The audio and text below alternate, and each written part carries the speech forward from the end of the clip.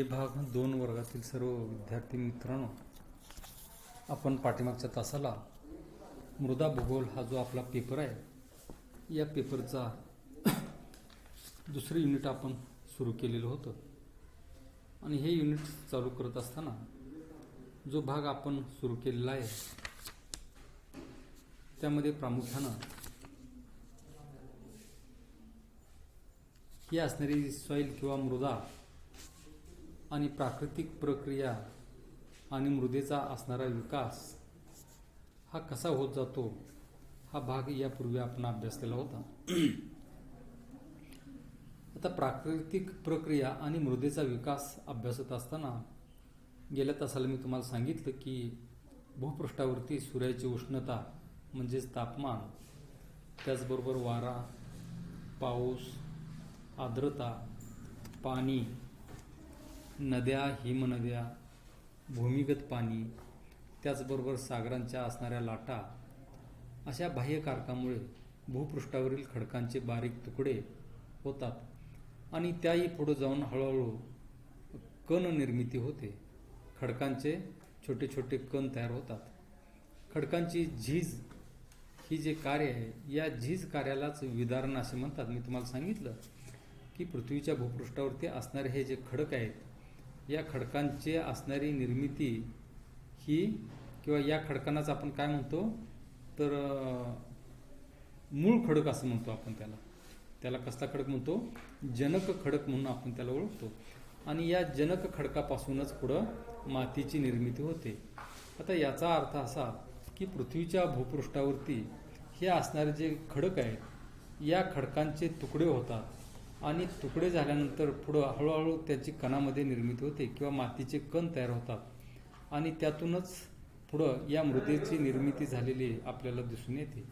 आता प्रामुख्यानं ही असणारी जी बाह्य कारकं आहेत यामध्ये मी आता सांगितलं की सूर्याची उष्णता असेल, वारा असेल, पाऊस, पाणी, नद्या, हिमनद्या, त्याचबरोबर भूमिगत पाणी आणि समुद्रांच्या असणाऱ्या लाटा ही असणारी बाह्य कारकं ही सातत्यानं किंवा कंटिन्यू कार्यरत असतात आणि त्यातून पुढं काय होतं तर त्यातून हे असणाऱ्या खडकाची किंवा मूळ खडकाची तुटफूट होते. हे खडक फुटतात आणि त्यापासून हळूहळू तुकडे होत होत मातीचे कण तयार होतात आणि पुढे ही मृदा म्हणून आपण त्याला ओळखतो. तर ह्या असणाऱ्या प्राकृतिक प्रक्रियेतून मृदेचा विकास हा मोठ्या प्रमाणात होत असतो. हा भाग आपण पाठीमागच्या तासाला अभ्यासलेला होता. आता त्याचबरोबर जैविक घटकसुद्धा मृदा निर्मितीसाठी परिणाम करतात किंवा कार्यरत असलेले आपल्याला दिसून येतात.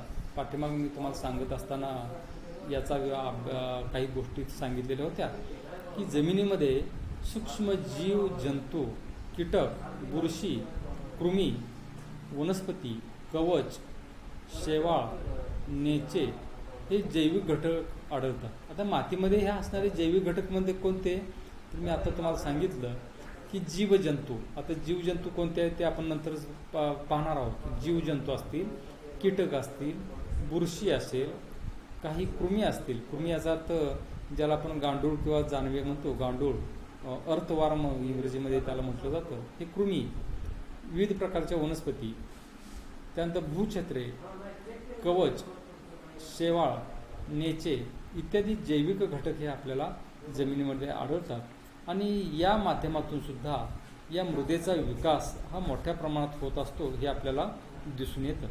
आता प्रामुख्यानं हे असणारे जमिनीमध्ये राहणारे जे काही कीटक आहेत, प्राणी आहेत याचा जर आपण विचार केला तर प्रामुख्यानं विविध प्रकारचे प्राणी आणि कीटक हे जमिनीवरती मृदसंचयन करतात.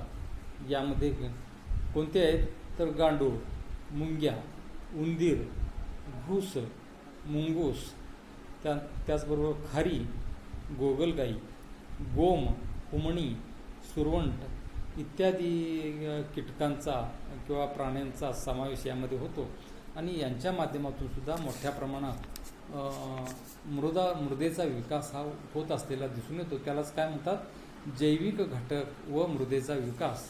आणि पुढचा जो पॉईंट आहे तो म्हणजे रासायनिक प्रक्रिया आणि मृदेचा विकास कसा होतो. शेवटचा जो पॉईंट आता आपण अभ्यासणार आहे त्यामध्ये प्रामुख्यानं ह्या असणाऱ्या गोष्टीचा विचार करत असताना रासायनिक घटकाचा प्रभाव किंवा परिणाम हा कशा प्रकारे होतो तर पहा की पाण्याचा निचरा किंवा लिंचिंग असं आपण ज्याला म्हणतो, पाण्याचा निचरा होण्याच्या प्रक्रियेतून मृदेच्या वरच्या थरातील सुपीक द्रव्ये इतरत्र वाहून गेली जातात. निचरा प्रक्रियेमुळे पाण्यातील आम्लतेवर परिणाम मोठ्या प्रमाणात होतो. जास्त पावसाच्या आणि आर्द्र प्रदेशात पाणी जास्त उपलब्ध असल्याने तेथे आम्लधर्मी किंवा मृदा निर्माण होते. आता ही निचरा होणारी जी जमीन असते किंवा लिंचिंग ज्याला आपण म्हणतो, या प्रक्रियेतून मोठ्या प्रमाणात एक मातीचे थर किंवा सुपीक द्रव्ये आता ही वाहून जातात. आता निचरा प्रक्रिया ज्यावेळी सुरू होते त्यावेळी पाण्यामध्ये असणारे जे आम्ल आहे या आम्लतेवरती मोठ्या प्रमाणात परिणाम हा या प्रक्रियेमध्ये घडून येतो. जास्त पावसाच्या किंवा आर्द्र हवामान असणारा जो प्रदेश असतात पृथ्वीच्या भूपृष्ठावरती, त्या प्रदेशातील पाणी हे जास्त उपलब्ध असल्यामुळे तेथे आम्लधर्म आणि मृदा ही प्रामुख्याने तिथं निर्माण होते. आता त्याचबरोबर जर आपण विचार केला तर कमी पावसाच्या किंवा कोरड्या हवामानाच्या प्रदेशामध्ये आम्लधर्मी मृदा ही मोठ्या प्रमाणात आढळून येते. या भागामध्ये कमी पावसामुळे मृदेच्या सर्वात वरच्या थरातील क्षार हे वाहून गेले जातात किंवा वाहून जातात. ही क्षारयुक्त मृद कडक ही जी क्षारयुक्त मृदा आहे ही नापीक बनते व ती वनस्पतींच्या वाढीला मोठ्या प्रमाणात अडथळा निर्माण करते. आता कोरड्या वाळवंटी प्रदेशामध्ये अल्कली मृदेत जास्त क्षारता निर्माण होते, कारण काय आहे तर त्या ठिकाणी जलप्रणालीचा अभाव असतो.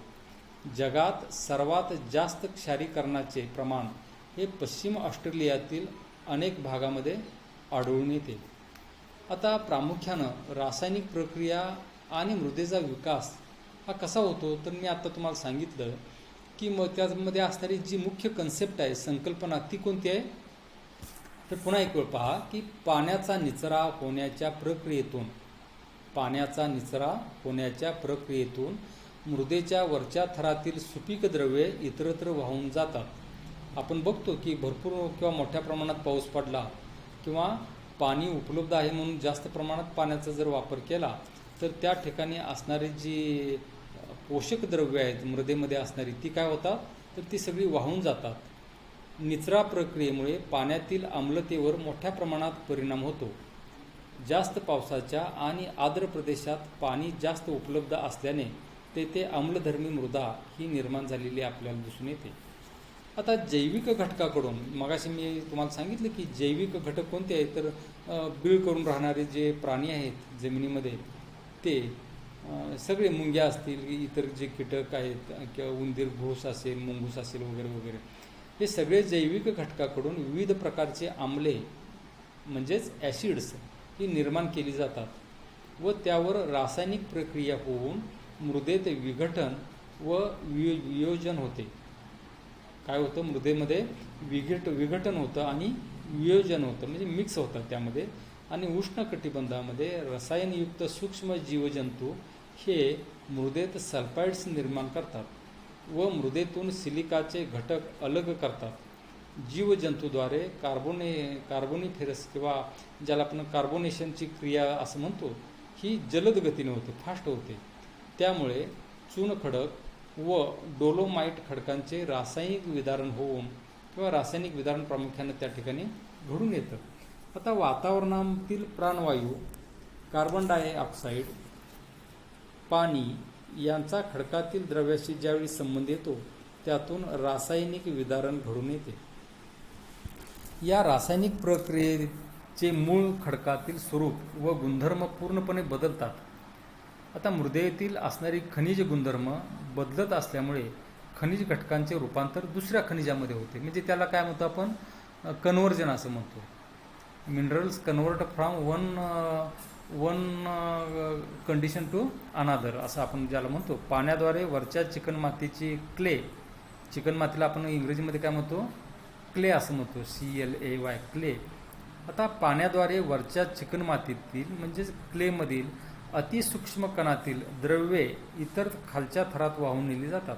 आता मी पाठीमागच्या तासाला तुम्हाला सांगितलेलं होतं की पृथ्वीच्या भूपृष्ठावरती ज्यावेळी पाऊस पडतो किंवा पाणी पडतं, ते पाणी काय होतं तर एका कणाला कण मातीचे जे चिकटलेले असतात ते केशाकर्षण पद्धतीनं भूपृष्ठाच्या खाली किंवा जमीनच्या खाली असणारे जे क्षार आहेत हे क्षार काय होतात वरती येतात आणि वरती ते साठतात, ज्याला आपण सलाईन सॉइल असं म्हणतो.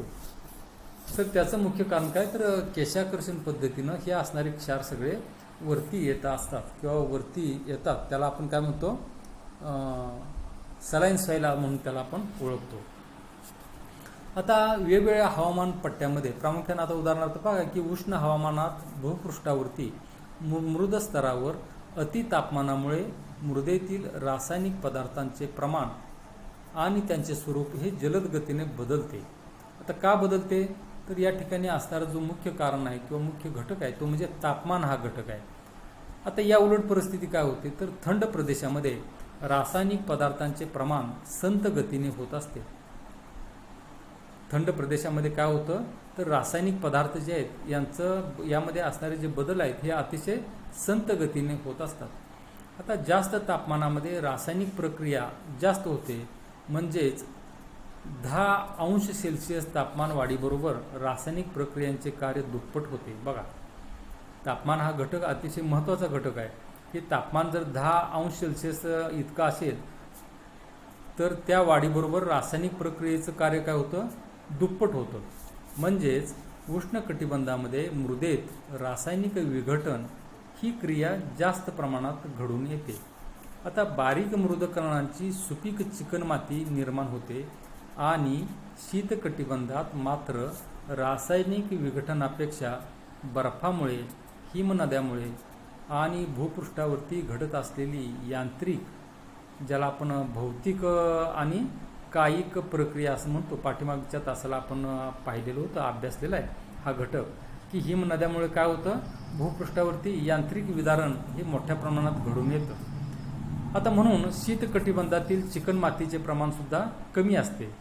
अशा प्रकारे तापमानाचा मृदेची रचना, मृदेचे गुणधर्म तसेच वनस्पती पिकांच्या उत्पादनावरती मोठ्या प्रमाणात परिणाम होत असलेला आपल्याला दिसून येतो.